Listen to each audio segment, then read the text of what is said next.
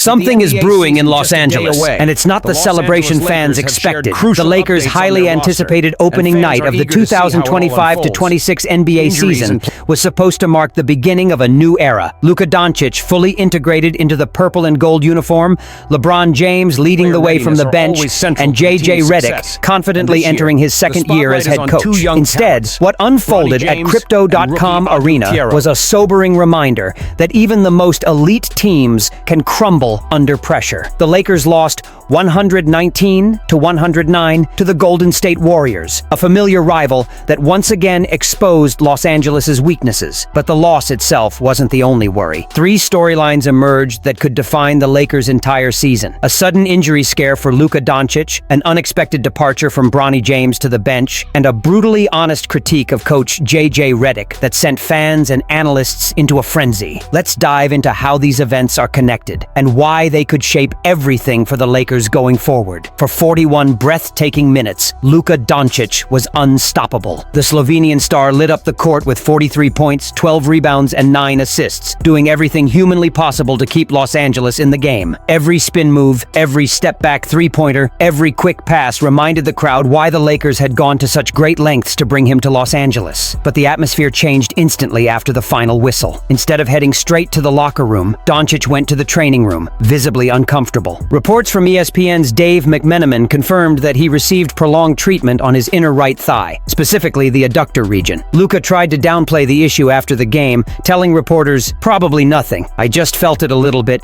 because my hip went the other way. Probably nothing serious." However, injury experts weren't convinced. Dr. Evan Jeffries, a respected physical therapist who analyzes player injuries across the league, warned fans to pay attention. Unfortunately, Luka doesn't look like himself. He's holding his right groin, a big concern for the future. For a player who has shouldered the entire load in LeBron's absence, this is alarming. Doncic has played more minutes than any other player on the court, and groin injuries are notoriously tricky. They don't go away overnight. The Lakers already have LeBron James sidelined with sciatica on his right side, and the thought of losing both stars simultaneously would be catastrophic. In a Western Conference packed with hungry contenders, Denver, Minnesota, Golden State, and now Houston, every game matters. What makes this situation even more tense is the uncertainty. Luka's pain may not seem serious now, but the Lakers' medical staff knows all too well that overuse in October could spell disaster in February. If he misses time, the team's chemistry, rotation rhythm, and even playoff seeding could be seriously impacted, and that's where the next story comes in. A young player many expected to see action didn't even make it onto the court. The mystery of Bronny James. Why didn't he play? As the camera panned across the Lakers bench, fans couldn't help but notice one familiar face sitting quietly in warm-ups: Bronny James. The son of LeBron made history last season as part of the NBA's first father-son duo, and his growth was one of the Lakers' most talked-about storylines entering this year. But when the rotation sheet came out, Bronny wasn't listed. Not injured, not suspended, just not part of the plan. JJ Redick entered the opener with a strict 9-man rotation. Luka Doncic, Austin Reeves, Gabe Vincent, DeAndre Ayton, and Rui Hachimura as starters, with Marcus Smart, Jared Vanderbilt, Jake LaRavia, and Jackson Hayes off the bench. That meant Bronny, despite being healthy and ready, watched the entire 48 minutes from the sidelines. It was a surprising move, especially considering the Lakers were already shorthanded. With LeBron, Adu Thiero, and Maxi Kleber out, many expected Bronny to get early season reps. Instead,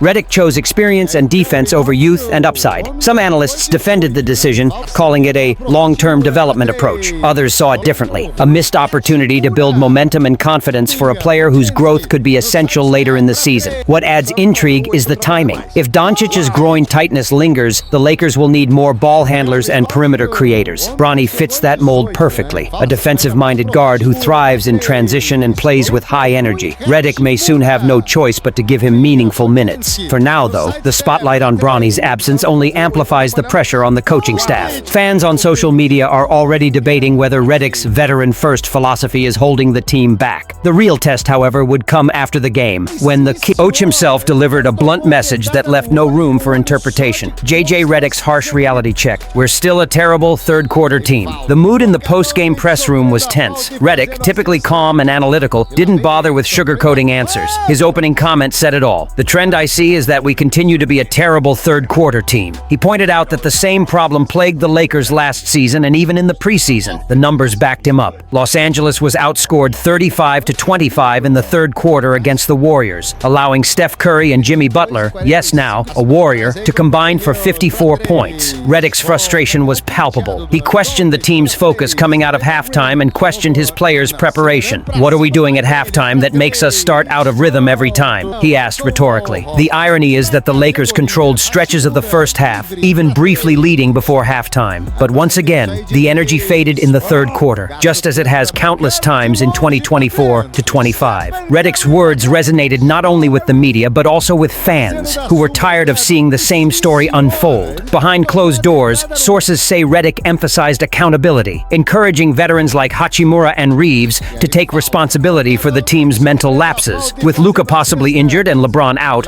leadership must come from within the locker room. The bigger picture? Redick's criticism isn't just about one loss, it's about habits, culture, and identity. He knows the Lakers can't rely solely on star power to save them. They need structure, communication, and urgency on every possession. Otherwise, the same flaws will resurface when the stakes are higher in the playoffs. When you step back, the three stories paint a clear picture. The Lakers are walking a fine line between potential greatness and early season chaos. Luka Doncic's health scare exposed the fragility of the team's core. Bronny James's departure from the bench raised questions about long-term planning. And J.J. Redick's fierce criticism revealed internal rifts that need to be addressed quickly. Still, there is hope. The talent is undeniable. If Doncic recovers quickly, if Bronny earns Redick's trust, and if the team finally overcomes the third-quarter curse, the Lakers can turn this rocky start into a redemption arc. The next test? A matchup with the Minnesota Timberwolves, the same team that eliminated them in last year's playoffs. Anthony Edwards and company will come hungry, and all eyes will be on the Lakers' response. One thing's for sure, the season has only just begun, but the drama in Los Angeles is already reaching playoff intensity. So, stay tuned, Lakers fans, because if this opening week has taught us anything, it's that nothing comes easy under the Hollywood spotlight. With Luka Doncic already dealing with an early injury scare, LeBron James sidelined,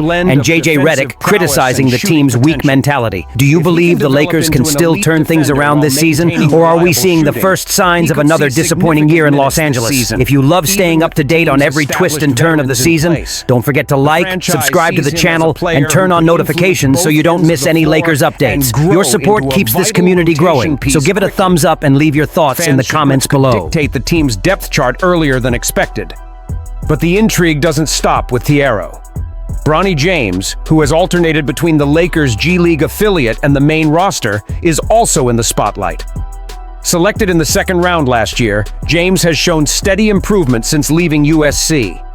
While some areas of his game still need refinement, such as ball handling and defensive consistency, his athleticism and explosiveness have always been evident. Scouts and analysts often compare his style to a young Avery Bradley, a guard with elite defensive instincts, quickness above the average,